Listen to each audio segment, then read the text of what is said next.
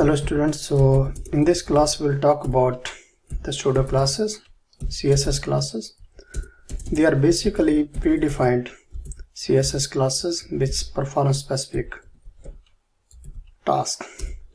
So some tasks which are very common and some formatting which are very common, which we use more often. So instead of we are redefining them again, what we do, we have created some pseudo classes already. They are predefined and we just use them. So if you want to see the pseudo classes, you can check here.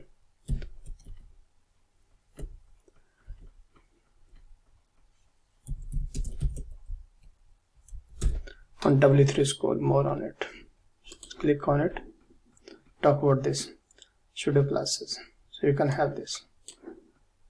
Okay, for example, say style an element when the user mouse over it, style visited and unvisited link differently, style an element when it gets focused, and all those. So we have those kind of styles, and how we can do it, how we can use the pseudo classes.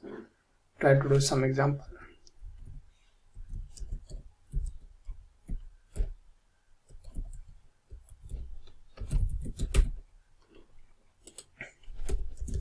Again, we'll take an example. This is heading 1. Then I will take some table here.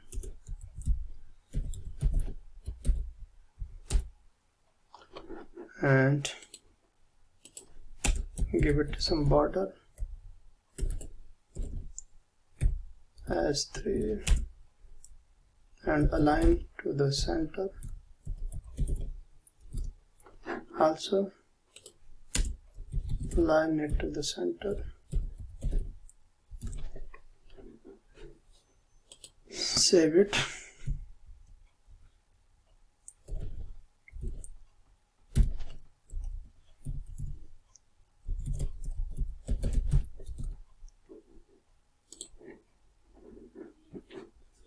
Then let us take some table rows.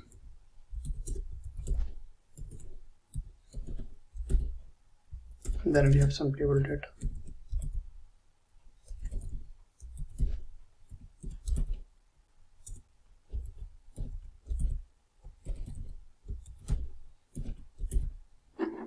Make some rows of our table. Make some rows. So just copy it. Paste it down.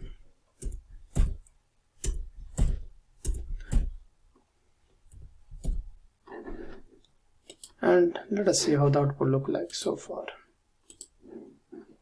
So this is what we have. We have a heading 1, and then we have this data table. So let us do some styling. Again, I'm going to use here internal style. So style.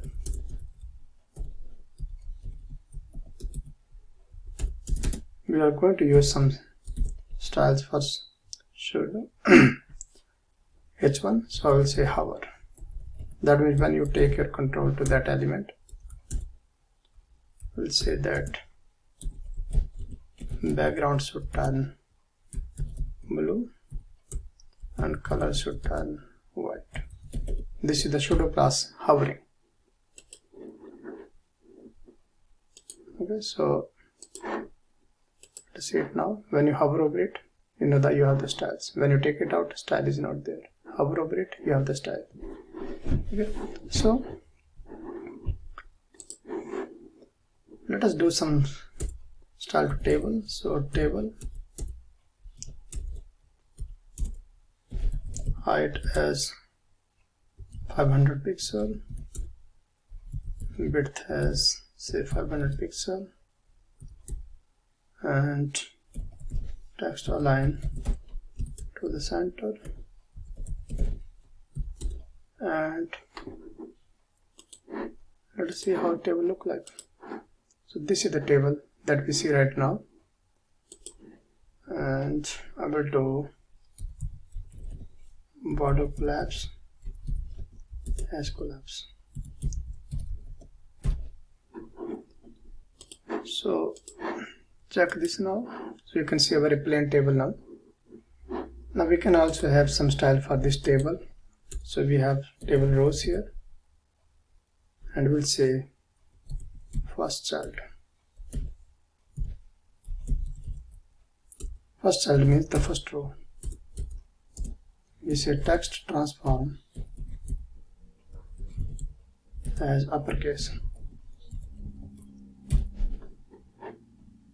Now you can check it for the first row.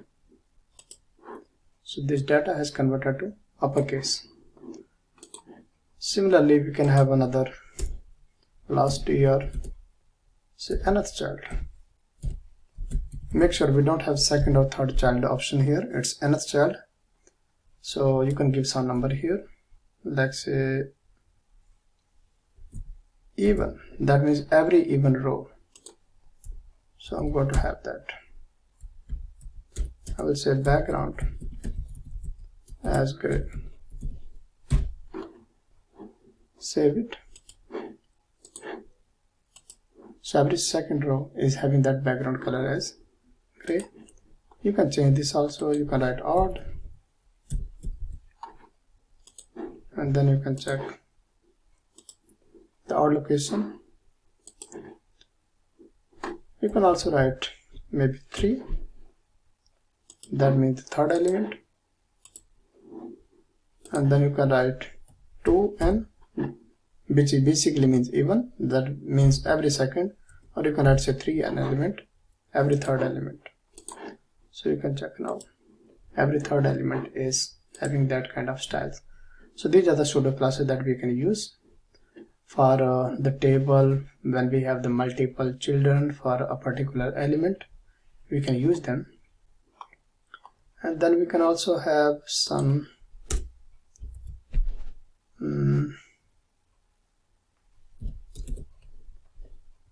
pseudo classes for paragraph. So we'll say this is paragraph.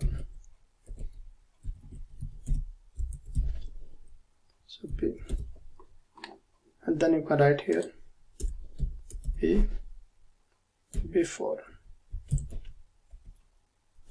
means what will be the contents before we start with the paragraph. This is written by, or just write title of paragraph. Now every paragraph, when it starts, it will have these contents before it. So you can check this now. The title of the paragraph, and then the paragraph will start. Okay. Same way, P, and you can write first letter of this paragraph. Then you will say color is red, font size as say maybe 25 pixel, and font family is banana. So that means the first letter of the paragraph should have these styles. So when you run it, the first paragraph has this style. Let me align it to the center. So align it to the center.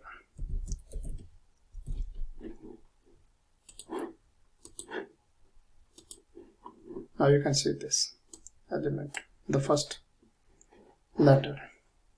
So that's how we write a program which uses some pseudo classes.